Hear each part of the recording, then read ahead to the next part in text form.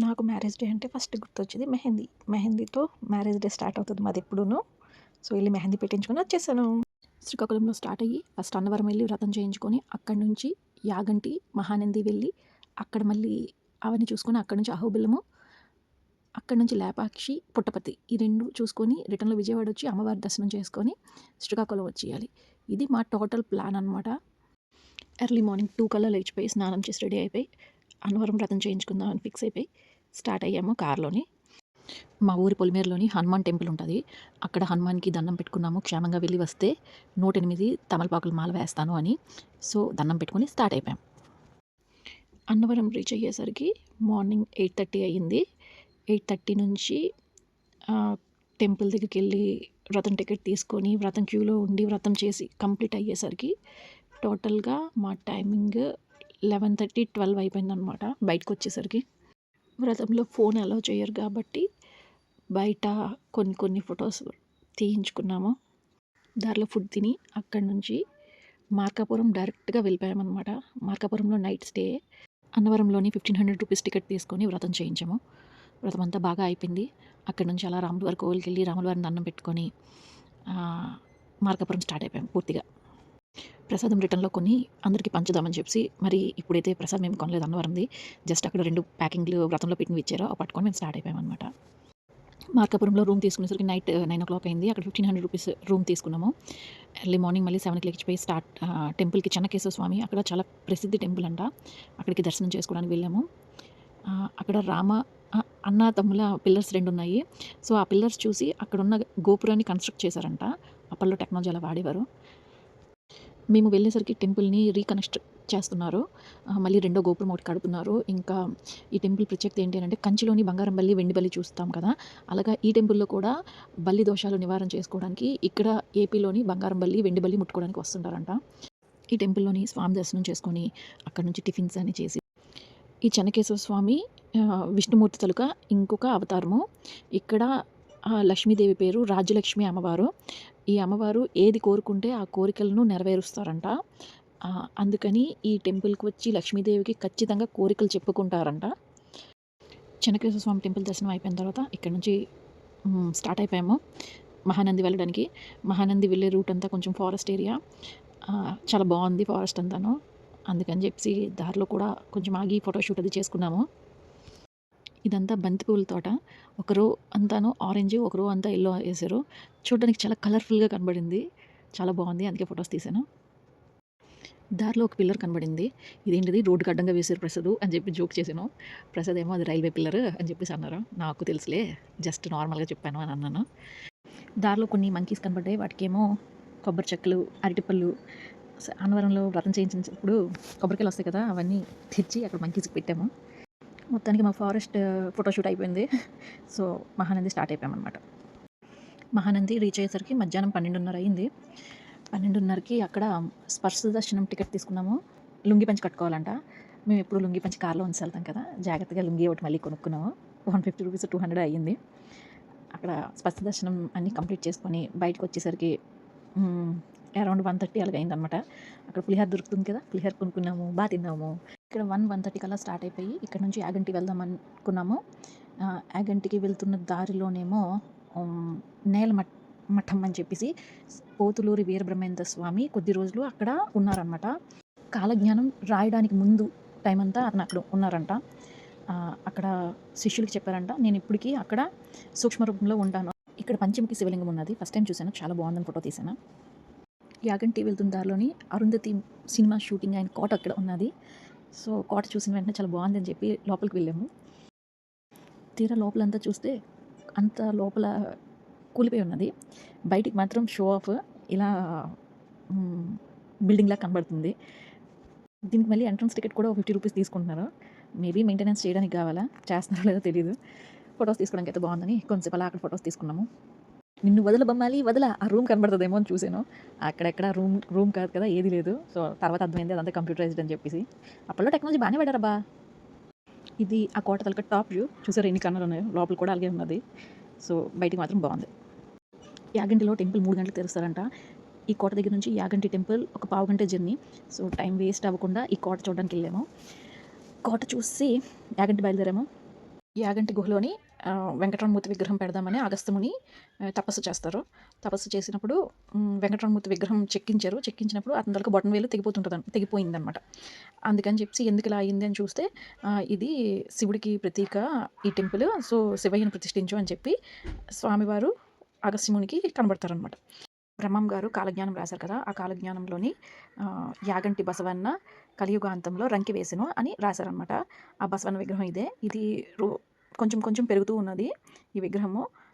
ఆ రూమ్ మొత్తం అంతా విగ్రహమే అయిపోయింది. కనీసం తిరగడానికి కూడా ప్లేస్ లేకుండా ఉన్నది. ఆ విగ్రహం హైట్ కాదు, వెడల్పు పెరుగుతుందనమాట. ఆ కొండెక్కే దారిలో ఈ పువ్వులన్నీ పెంచుతున్నారు. చాలా బాగున్నదని చెప్పి ఫొటోస్ తీశాను. నంది చెవులో ఏది కోరుకుంటే అది అవుతుందని ప్రసాదం నేను కోరుకోవడానికి వెళ్ళిపోయాము. కోరుకొని వచ్చేసాము.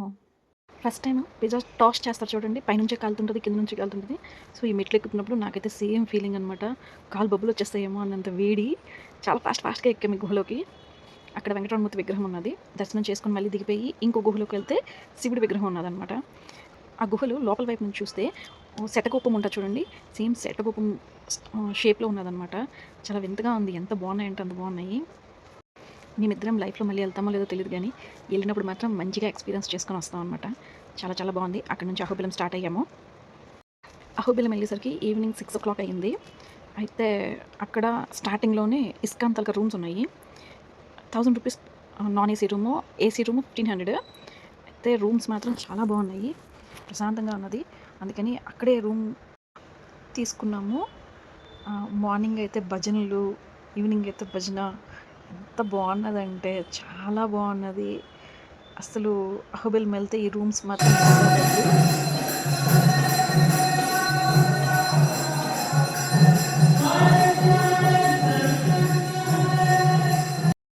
అసలు ఇక్కడ నుంచి మన మెయిన్ ట్రిప్ అనేది స్టార్ట్ అయింది. మేము వెళ్ళడం ఓన్లీ అహోబిలం కోసమని వెళ్ళి ఇవన్నీ దర్శనం చేసుకుని వచ్చాం. ఇది దిగువ అహోబిలంలో.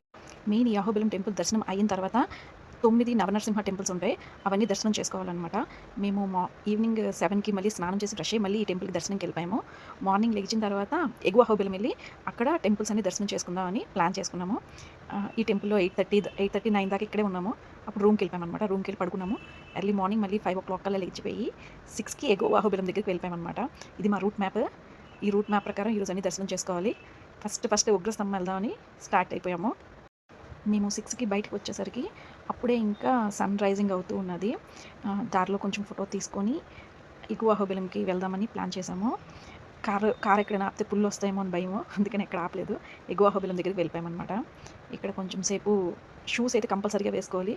చెప్పులని కార్లో విప్పి జాగ్రత్తగా ఇద్దరం షూ వేసుకొని వెళ్ళాము. ఎందుకంటే అది చాలా కొండలు గుట్టలు ఎక్కాల్సిన ప్లేస్ అనమాట. అక్కడ చెప్పులు వేసుకుంటే స్కిడ్ అయ్యే ప్రమాదం ఉంటుంది. ఈ విషయం ఒక యూట్యూబ్లో విని మేమిద్దరం షూస్ పట్టుకొని వెళ్ళాము. సో షూస్ అవి వేసుకొని స్టార్ట్ అయ్యామన్నమాట. దారిలో కర్రలు ఇస్తారు. కర్రలు తీసుకొని వెళ్తే కొంచెం సపోర్ట్ ఉంటుంది అనమాట. ఆ కర్రలు కూడా మనము 10 రూపీస్ ఇచ్చి పర్చేస్ చేసుకొని పట్టుకొని వెళ్తాము. మళ్ళీ రిటర్న్లోని వాళ్ళు అక్కడ తీసుకుంటారు, ఇచ్చేసి వచ్చేయడమే. అలాగని ఒక్కొక్కసారి ఇవ్వకపోయినా కూడా ప్రాబ్లం లేదు. సో నా హైట్కి కరెక్ట్గా ఉన్న కర్ర ఒకటి ఎంచుకున్నాను. ప్రసాద్ హైట్కి ప్రసాద్ ఎంచుకున్నారు. సో అక్కడి నుంచి స్టార్ట్ అయ్యాము. కొంతమంది నడవలేని వాళ్ళు డోలు కట్టించుకొని వెళ్తారు. డోల్కి అయితే జ్వాల నరసింహ టెంపుల్ చూపించి అక్కడి నుంచి రిటర్న్లో మాలోల వరాహ నరసింహ చూపించి తెచ్చడానికి 4000 ఛార్జ్ చేస్తున్నారనమాట. నేను ఓన్లీ నడిచి వెళ్దామనే ఉద్దేశం మీద ఇన్ ఫ్యూచర్ ఏజ్ ఎక్కువైపోతే నడవలేనేమో భయంతో ఈ ఏజ్లో ఉన్నప్పుడే ఇవన్నీ చూసేయాలి అని మా ప్రసాద్ గారికి పంతం మీద పట్టుకొని వెళ్ళాను. సో తను నాకు బాగా సపోర్ట్ చేశారు. కానీ అక్కడికి వెళ్ళిన తర్వాత తెలిసింది ఏంటి అంటే, ఏజ్ ఎక్కువైపోయిన తర్వాత వెళ్ళలేము అనేది కాదు, సంకల్పం ఉంటే ఎలాగైనా వెళ్ళొచ్చు అని నమ్మకం కలిగింది. ఇష్టంతో చేసే పని ఏది కష్టంగా అనిపించదు. ఎందుకంటే ఆ ఉగ్రస్తంభం ఎక్కుతూ ఉంటే మళ్ళీ రిటర్న్ దిగుతామో లేదా అన్నది భయం వేసింది. అసలు దిగుతున్నప్పుడైతే కాళ్ళు చేతులు అన్నీ వణికిపోతున్నాయి, షివరింగ్ వచ్చేస్తుందనమాట. అసలు దిగ్గలమా లేదా అన్నంత భయం వేసేసింది. అలా టైంలో కూడా నేను నవ్వుతూ ఉన్నాను. మా ప్రసాద్ అయితే నా మీద కోపంగా ఇలాంటి ప్లేసులకు నాకు పట్టుకొని వస్తావా. మేమిద్దరం జ్వాలా నరసింహ టెంపుల్ వరకు ఈజీ అంటే చాలా ఈజీగా వెళ్ళిపోయామన్నమాట. అసలు నాకైతే ఏ స్ట్రెయిన్ లేదు, ప్రసాద్కి లేదు. ఇద్దరు నేచర్ని ఎంజాయ్ చేస్తూ ప్రశాంతంగా వెళ్ళాము. మధ్యలోనేమో ఒక 3-4 లేడీస్ వచ్చారు. వాళ్ళకైతే ఒక ఆవిడైతే 70 years old అనమాట. ఆవిడకి చాలా హెల్ప్ చేసుకొని చేతులిచ్చి పట్టుకొని జాగ్రత్తగా పట్టుకొని వెళ్ళామన్నమాట ఆవిడకి. కానీ ఆవిడని చూస్తే భక్తి అంటే ఏంటో తెలుస్తుంది. అసలు అంత ఏజ్‌లో ఎంత డెడికేషన్‌గా నడుచుకొని వస్తున్నారంటే చాలా డెడికేషను. ఓరి నాయన! ఈ ఏజ్ వస్తే మేము నడగలమా లేదా అన్న భయం వచ్చేసింది మా ఇద్దరికీ అయితే. నిజంగా ఆవిడని చూస్తే చాలా గ్రేట్ అనిపించింది. వీళ్ళే మా ప్రసాద్ గర్ల్ ఫ్రెండ్స్. మామగారికి చేయి పట్టుకొని మరీను. ఎంత తీసుకొనొచ్చారంటే అంత తీసుకొనొచ్చారు. జ్వాల టెంపుల్ దాకా అలా నడిపించుకొనొచ్చారు. ముసలోళ్ళకి సేవ చేస్తే మంచిదని చెప్పి ఒకే ఒక రీజన్ తోటి. వీళ్ళు చెన్నై నుండి శ్రీవిల్లిపుత్తూరు అనే ఊరు నుంచి వీళ్ళు వచ్చారు. అసలైతే ప్రసాద్‌కి చాలా థాంక్స్ బాబు అని చెప్పి చేతులకు ముద్దు పెట్టేసారు ఆవిడైతే. నాకు నేనేమో ఆవిడ చెప్పులు వాటర్‌లో తడిచిపోయి కాలు జారిపోతుందని చెప్పేసి చెప్పులు క్లీన్ చేసి మట్టితో కొంచెం క్లీన్ చేసి ఇచ్చాను. అందుకని ప్రసాద్‌కి నాకు నువ్వు విష్ణుమూర్తివి, లక్ష్మీదేవి అని చెప్పి ఇద్దరికి ముద్దులు పెట్టేసారు. ఇలా ట్రక్కింగ్ నా లైఫ్‌లో చేస్తాను నేను బాగానే ఉందా? కొంచెం ప్లెయిన్గా ఉండే దగ్గర నువ్వు ఫోన్ పట్టుకుంటే సేఫ్గా ఉంటావు. ఇలాంటి దగ్గర అయితే జారి లైఫ్లో అన్నీ ఒక ఎత్తు, ఈ ట్రక్కింగ్ ఒక ఎత్తు కదా డాడీ. జ్వాల టెంపుల్ 9కి 9:30కి ఓపెన్ చేస్తారంట. సరే ఈ లోపల ఉగ్రస్తంభం వెళ్దాం అని చెప్పి ఉగ్రస్తంభం ఎక్కుతుంటే ఆ రాళ్ళు, కొండలు, గుట్టలు తాళ్ళు పట్టుకొని ఓ పక్క కర్ర పట్టుకొని ఎక్కడం అంటే చాలా కష్టమైపోయింది. అసలు జీవితంలో ఎవరు ఉగ్రస్తంభం ఎక్కద్దు అనేది నేనైతే సజెషన్ ఇస్తాను. ప్రాణాలు అరిచేతిలో పెట్టుకొని ఎక్కాలి అండ్ అరిచేతిలో పెట్టుకొని దిగాలి. అసలు యూట్యూబ్ చేసేవాళ్ళు ఎలాగ ఎక్కుతున్నారా, ఒక పక్క కెమెరాలు, సెల్లులు పట్టుకొని ఎలాగ ఎక్కుతున్నారో కూడా నాకు అర్థం కావట్లేదు. ఫైనల్గా ప్రసాద్ నేను ఉగ్రస్తంభం ఎక్కేసాము. మా ఉగ్రస్తంభం దాకా ఎక్కాము. చాలా చాలా కష్టం, కానీ ఫొటోస్ తీయడం అస్సలు అవ్వలేదు.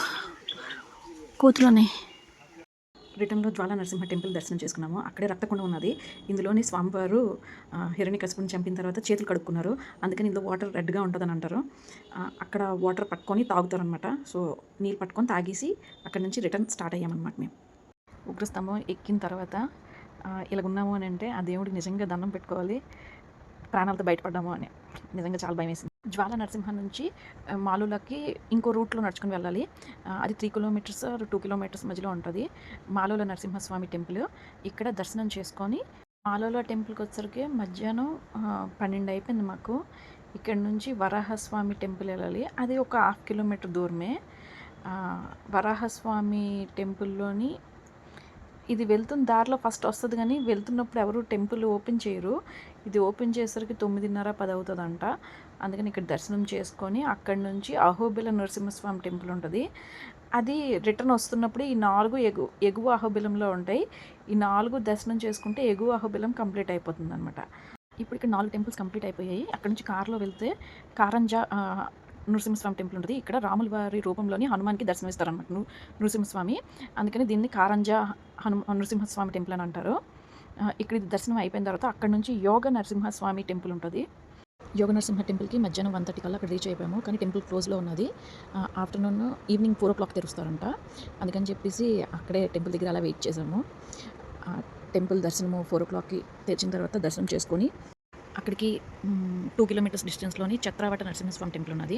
అది కూడా దర్శనం చేసుకొని ఇంకా ఫుల్ బాగా టైర్డ్ అయిపోయామని రూమ్కి వెళ్ళిపోయాము. రూమ్కి వెళ్ళేసరికి ఒక 5:30 అలా అయ్యింది. రేపు మార్నింగ్ లేచి పావన నరసింహ, భార్గవ నరసింహ ఈ 2 దర్శనం చేసుకొని వచ్చేస్తే ట్రిప్లోని నవనరసింహ టెంపుల్స్ అన్నీ అయిపోతాయి అనమాట. సో మళ్ళీ ఎర్లీ మార్నింగ్ లేచిపోయాము. పావన నరసింహ టెంపుల్కి ఫారెస్ట్ రూట్లో 15 kilometers వెళ్ళాలి. వెళ్ళడానికి 1.5 hour పడుతుంది, రావడానికి 1.5 hour పడుతుంది. అంటే ఆ రోడ్ ఎంత ఘోరంగా ఉంటుందో ఆలోచించండి. ఎర్లీ మార్నింగ్ మళ్ళీ 5 o'clockకి హరే కృష్ణ హరే రామ భజనలు స్టార్ట్ అయిపోయి ఎంత ప్రశాంతంగా రూమ్ ఉన్నదంటే అంత బాగున్నది. అసలు కృష్ణ బలరాములు చూస్తే ఎంత బాగుందంటే మనసు చాలా బాగుంది. అక్కడ టాటా సుమో అవి బుక్ చేసుకొని వెళ్ళాలి. ఒక్కసారి బుకింగ్కి 3,500 రూపాయలు ఛార్జ్ చేస్తారు. సో మేము మాతో పాటు ఇంకో పెయిర్ వాళ్ళు మేము కలిసి వెళ్ళాము. వాళ్ళు 1750, మేము 1750 ఇచ్చామన్నమాట. మేము వెళ్తున్న దారిలోని పులి నడుచుకుంటూ వెళ్ళిందంట. పులి తరక ఫింగర్ ప్రింట్స్ పంజా ఉన్నది. వాటికి ఫొటోస్ తీసాం కానీ అంత బాగా రాలేదు. అయితే డ్రైవర్ ఏమో చెప్పారు అది రోడ్డు మీద నడుచుకుంటూ వెళ్తుంది, దారిలో ఎక్కడైనా కనబడుతుందేమో అటు ఇటు చూస్తూ పదండి అని అన్నారు. కానీ మాకు ఎక్కడ కనబడలేదు. అడుగు పందులు, ఒక కోడి, 4-5 పావురాలు కనబడ్డాయి. ఇక్కడ అమ్మవారిని చెంచులక్ష్మిగా భావిస్తారు. చెంచులక్ష్మి అక్కడ దగ్గరలో ఒక టెంపుల్ ఉన్నదంట. కానీ అప్పుడే పులి వెళ్ళింది, వద్దు అని చెప్పేసి మమ్మల్ని పట్టుకెళ్ళలేదు. ఆ టెంపుల్ దర్శనం చేసుకోలేదు మేమైతే. ఆ టెంపుల్ ఉన్నదని కూడా ఎవరికి తెలియదు. జస్ట్ నార్మల్గా అడవిలోని అమ్మవారిని వేరేగా వాళ్ళు పూజిస్తారంట. ఈ విషయాన్ని మాతో వచ్చిన పేరులో ఉన్న ఆవిడ చెప్పారు. ఆవిడ వెళ్దామని అంటే మా హస్బెండ్ ఒప్పుకోలేదు, వాళ్ళ హస్బెండ్ ఒప్పుకోలేదు.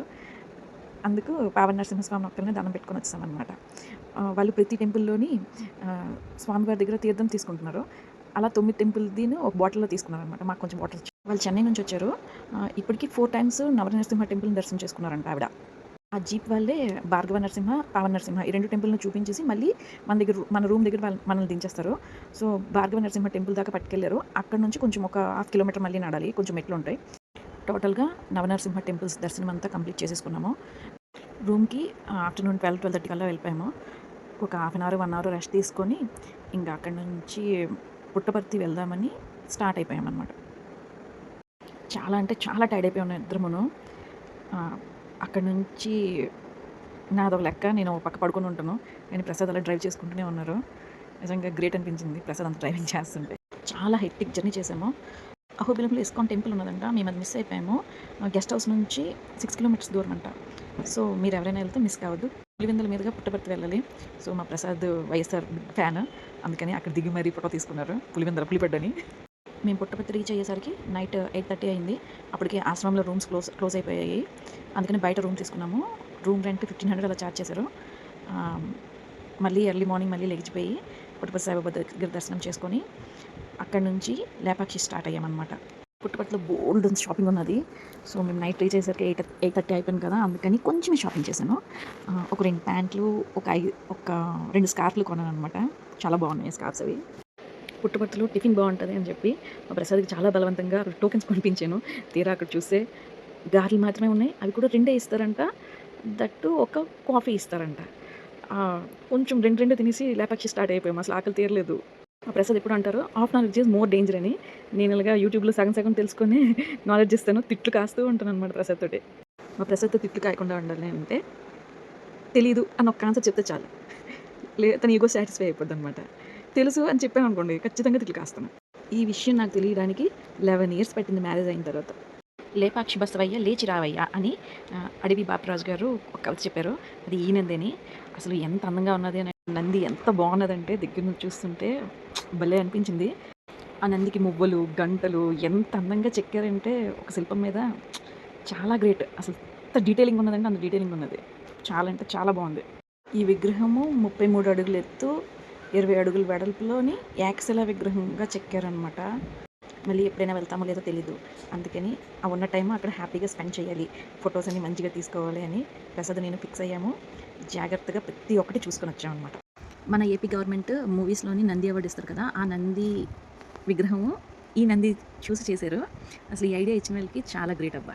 ఈ నంది విగ్రహం ఒకటే కాదు, ఆ లేపాక్షి టెంపుల్ కూడా ఎంత బాగా చెక్కారంటే చాలా బాగా చెక్కారనమాట. ఇక్కడ నుంచి Lepakshi temple just 5 minutes distance అని. సో, మళ్ళీ స్టార్ట్ అయిపోయాం లేపాక్షి టెంపుల్కి. ఇది లేపాక్షి టెంపుల్ ఎంట్రన్స్ అనమాట. ఈ టెంపుల్లోని వీరబ్రహ్మేంద్ర స్వామి, దుర్గాదేవి, శివయ్య విగ్రహాలు ఉంటాయి. అవన్నీ దర్శనం చేసుకొని బయటకు వచ్చేసాము.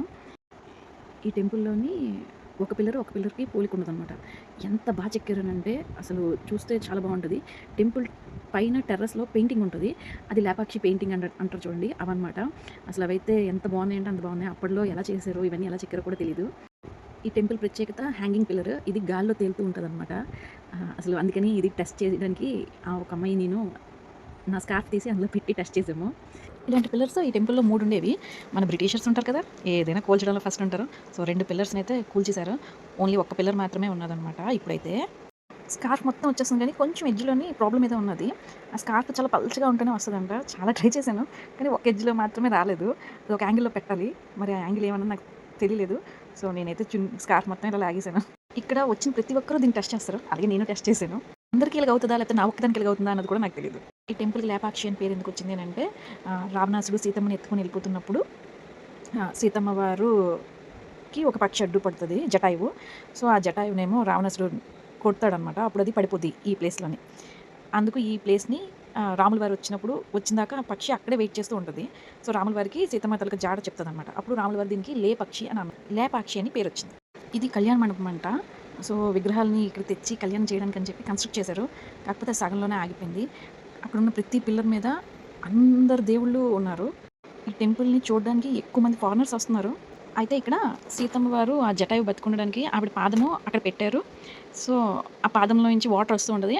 ఆ వాటర్ తాగి జటాయువు రాముడు వచ్చిందాక బతికున్నది అని అంటారనమాట. ఆ పాదమేమో ఎక్కడుందా అని ఎతకడానికి చాలా టైం పట్టింది మా ఇద్దరికిను.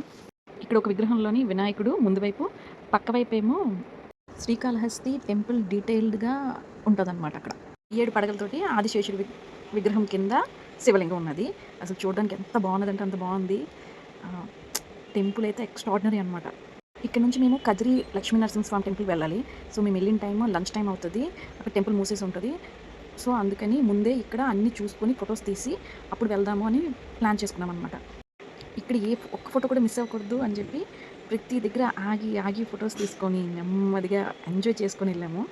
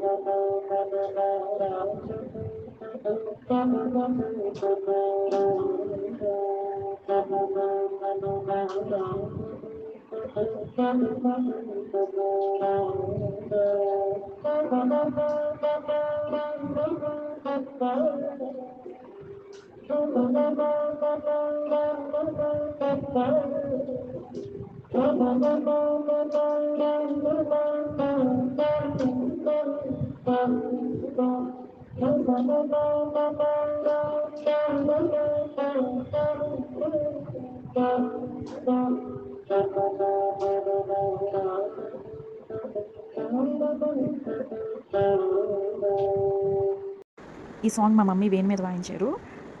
అందుకని ఇక్కడ పెట్టాము.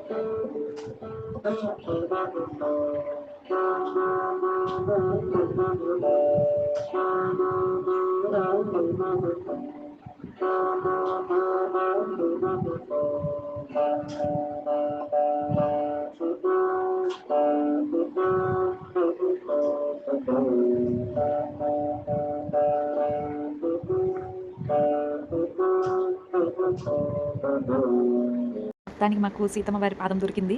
కాకపోతే ఇందులోంచి వాటర్ కొంచెమే వచ్చింది అక్కడ ఉన్నది. కొంతమంది దీన్ని సీతమ్మ వారి పాదం అంటారు, కొంతమంది దీన్ని హనుమాన్ పాదం అంటారు. మొత్తానికి ఎవరి పాదమో నాకు తెలియదు కానీ దండం మాత్రం పెట్టుకున్నాం. ఈ టెంపుల్లో చాలా అంటే చాలా చాలా ఫొటోస్ తీసుకున్నాం ప్రసాద్ నేను. श्रीकृष्ण गोविंद हरे मुरारी हे नाथ नारायण वासुदेव श्रीकृष्ण गोविंद हरे मुरारी हे नाथ नारायण वासुदेव पितुमात स्वामी सखा हमारे पितुमात स्वामी सखा हमारे नाथ नारायण वासुदेव श्री कृष्ण गोविंद हरे मुरारी हे नाथ नारायण वासुदेव श्री कृष्ण गोविंद हरे मुरारी. లేపాక్షిలో స్టార్ట్ అయ్యి కదిరి వచ్చేసరికి 1:30 అలా అయింది. యాజ్ యూజువల్గా మేము గెస్ట్ చేసినట్టే టెంపుల్ క్లోజ్ అయ్యి ఉన్నది. జస్ట్ ఈ టెంపుల్లో బయట నుంచి దండం పెట్టుకొని అక్కడ నుంచి స్టార్ట్ అయిపోయామన్నమాట. కదిరిలో స్టార్ట్ అయ్యి నైట్ ఎలా అయినా మంగళగిరికి రీచ్ అయిపోయి మంగళగిరిలో రూమ్ తీసుకోవాలని ప్లాన్ చేసాము. మార్నింగ్ లెగిచి మళ్ళీ పానకాల స్వామి అమ్మవారి దర్శనం చేసుకోవాలని మా ప్లాన్ అనమాట. మంగళగిరి రీచ్ అయ్యేసరికి నైట్ 11:00 అయింది. 11:00కి రూమ్ తీసుకొని పడుకుని పోయాము. మళ్ళీ ఎర్లీ మార్నింగ్ 6 కల్లా లేచిపోయి రెడీ అయిపోయి 7:30కి రూమ్ వెకేట్ చేసి అక్కడ నుంచి పానకాల స్వామి దర్శనంకి వెళ్ళాము. ఈరోజు నైట్ కల్లా మేము శ్రీకాకుళం రీచ్ అయిపోవాలని మా టార్గెట్. సో పానకాల స్వామి దగ్గర పానకం తీసుకొని శ్రీకాకుళం మమ్మీ వాళ్ళకి ఇద్దామని ప్లాన్ చేశాను. పానకం బాటిల్ పట్టుకున్నాను. విజయవాడ దాటిన తర్వాత ఆ ఎండ వేడికేమో ప్రసాద్ గట్టిగా నాకు పానకం ఇస్తావా ఇవ్వా అని అడిగారు. ఆ అరుపులు భయపడి జాగ్రత్తగా పానకం ప్రసాద్కి ఇచ్చాను. ఫుల్ బాటిల్ తాగేసి ఖాళీ బాటిల్ పడేసారు. పానకాల స్వామి దర్శనం అయిపోయిన తర్వాత విజయవాడ అమ్మవారి దర్శనంకి వెళ్ళాము. అక్కడ గర్భాలయ దర్శనం తీసుకున్నాము. Per head 500 rupees ticket. దర్శనం చాలా అంటే చాలా బాగా అయింది అమ్మవారిది. అక్కడ నుంచి మార్నింగ్ 10 కల్లా అమ్మవారి దర్శనం కంప్లీట్ చేసుకొని ఈ దర్శనం కంప్లీట్ అయిపోయిన తర్వాత ఏలూరులోని ద్వారకా తిరుమల వెళ్ళి అక్కడ మళ్ళీ ఫుడ్ తిని అక్కడ నుంచి శ్రీకాకుళం వెళ్ళిపోవాలి. సో నైట్ మేము శ్రీకాకుళం రీచ్ అయ్యేసరికి 10:30, 11 అయ్యింది. సేఫ్గా ఇంటికి వచ్చాము. అందుకని అక్కడికి నెక్స్ట్ మంగళవారం వెళ్ళి హనుమాన్కి 108 తమలపాకుల మాల వేసాను అనమాట. ఇవన్నీ నేనే గుచ్చాను. చాలా బాగా వచ్చింది. 3 తమలపాకుల మాలలు గుచ్చాను. మన చేతితో గుచ్చి వేస్తే ఆనందమే వేరు.